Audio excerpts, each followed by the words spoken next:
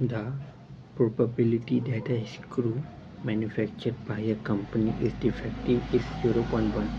Question में दिया गया है प्रोबेबिलिटी मतलब संभावना, प्रोबेबिलिटी मतलब संभावना ना, हाँ मुझे ये लगता है। प्रोबेबिलिटी मतलब the mathematical measure of the likelihood that an event will occur या not occur। इसकी रेंज होती है रेंजिंग फ्रॉम 0 यानी इम्पॉसिबल टू 1 यानी certain.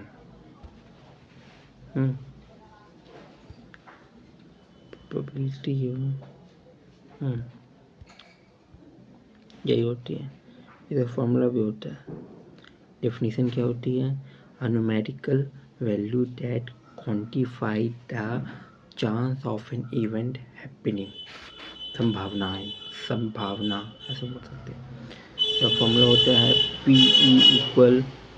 PE equal number of favourable outcomes upon total number of possible outcome. यानी number of favourable outcome, हम कितने number of favourable outcome, कितने हमारे फेवरेट है, कितने हम चाहते हैं कितने आ जाए, और total number of possible outcome कितने आ सकते हैं, मतलब वो सत्य जीवन का उतने आ ही सकते हैं, और कितने हम चाहते हैं, हम जो चाहते हैं उसको पॉसिबिलिटी, इसको फॉर्मूला ऊपर लिखेंगे, नंबर ऑफ फेवरेबल आउटकम कितने हम चाहते हैं अपॉन कितने आ सकते हैं, क्या सत्य है, जो सत्य है वो अंत में आएगा। पहले चाहते हैं पहले वो करेंगे, जो ना कर पाए फिर अंत में जो करना है वो तो कर नहीं पाएगा, तो अंत वाला नीचे आ गया। तो फॉर्मूला होता है प्रोबेबिलिटी का P इक्वल होता है नंबर ऑफ फेवरेबल आउटकम कितने हम चाहते हैं upon total number of possible outcome कितने आना ही आना है सत्य। रेंज होती है the value is always between 0 and 1। 0 मतलब एकदम nothing, 0% indicate an impossible event, मतलब असंभव, तो असंभव। For example rolling a 7 on a standard 6-sided die has a probability of 0। मतलब 6 की गिनती में 7 आ ही नहीं सकता ऐसा, और 1 यानी 100%, या तो 0% चांसेस है या फिर 100% चांसेस है, यानी 1 का इंडिकेट अ सर्टेन इवेंट। 1 मतलब सर्टेन इवेंट, तब कुछ भी आ सकता है।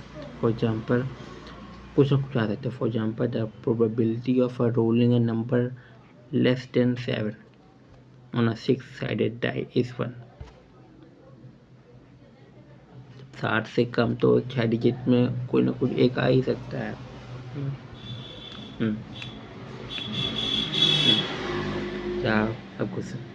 The probability that a screw manufactured by a company is defective is 0.1। यानी प्रोबेबिलिटी यानी संभावना है कि स्क्रू मैन्युफैक्चर कंपनी है वो स्क्रू डिफेक्ट कर देगी, डिफेक्ट बना देगी, डिफेक्टिव उसका स्क्रू निकल जाएगा, उसके चांसेस है सिर्फ एक, ऐसा क्वेश्चन में दिया। फिर उसके बाद लिखा है द कंपनी सेल कर रही है स्क्रू को एक पैकेट में, जो 5 स्क्रूज एक पैकेट में होंगे वो सेल कर रही है, और वो गारंटी दे रही है, gives a guarantee of the replacement. मैं रिप्लेस कर दूंगी वो 5 स्क्रू जो ये पैकेट में है if 1 or more screw in the packet are found to be defective. अगर उस 5 स्क्रू वाले एक पैकेट में एक भी स्क्रू, एक या एक से ज़्यादा स्क्रू या कोई एक भी स्क्रू अगर डिफेक्टिव निकल आया तो पूरा पैकेट रिप्लेस हो जाएगा, कंपनी दावा कर रही है।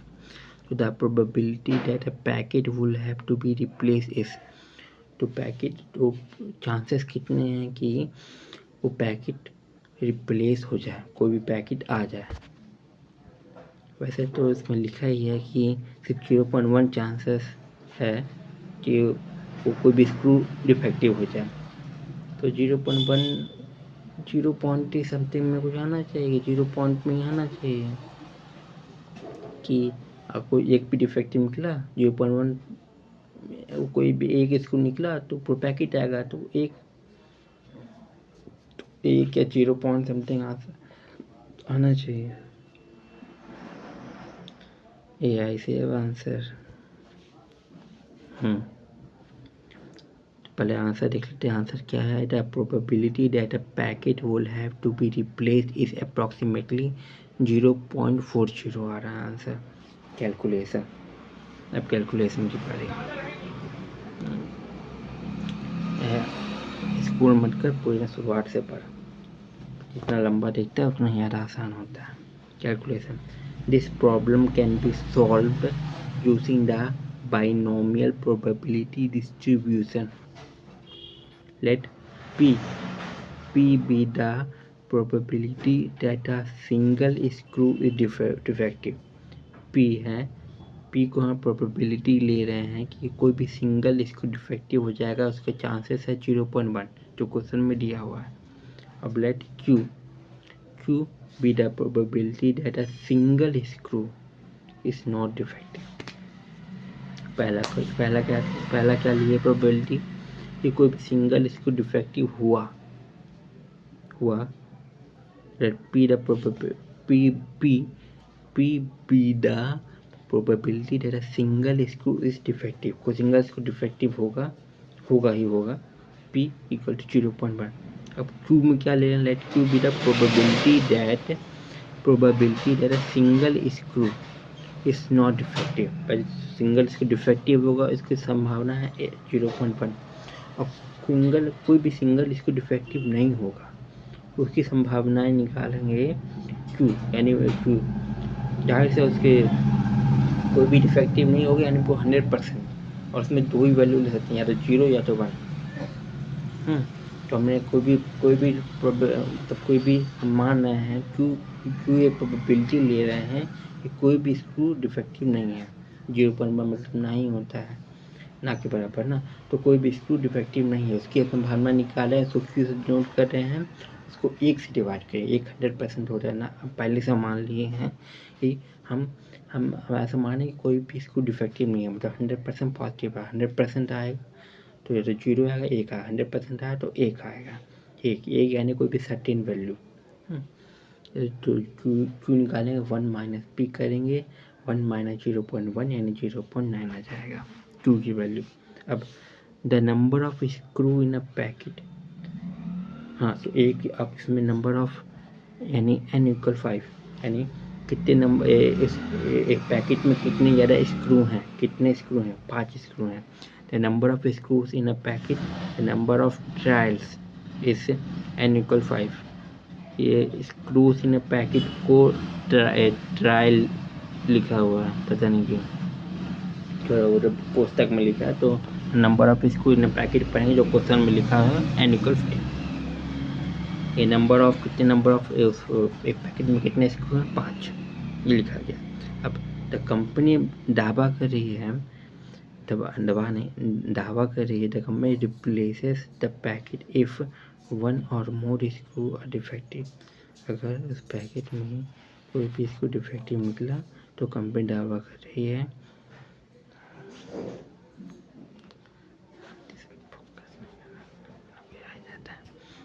The company replaces the packet if 1 or more screw are defective. कोई भी स्क्रू डिफेक्टिव निकला पैकेट में तो पूरा पैकेट रिप्लेस कर दिया जाएगा।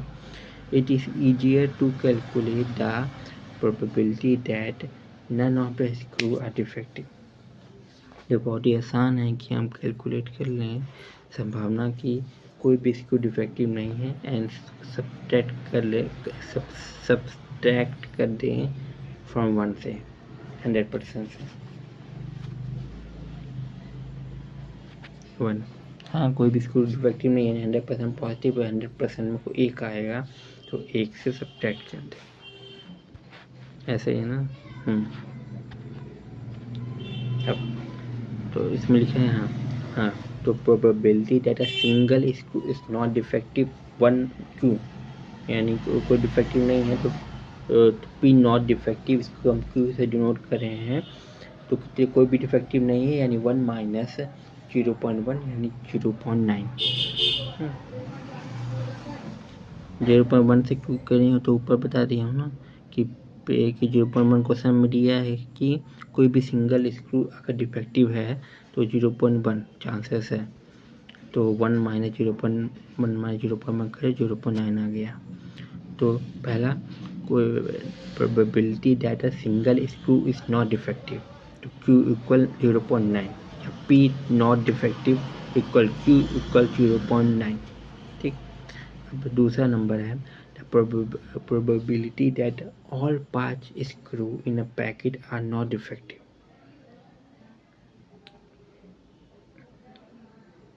एक पैकेट में 5 स्क्रू है। अब हाँ, एक पैकेट में 5 स्क्रू है और हम एक पैकेट में 5 स्क्रू है, पूरा पैकेट रिप्लेस होगा, तो हम इसके मानेंगे कि कोई भी रिप्लेस नहीं होगा। तो probability that all 5 screw in a packet is not defective. पहले सिंगल स्क्रू नॉट डिफेक्टिव है तो 1 - 0.1, और पूरे 5 स्क्रू, एक पैकेट में 5 स्क्रू, तब कोई भी डिफेक्टिव नहीं, 5 स्क्रू एकदम सही है।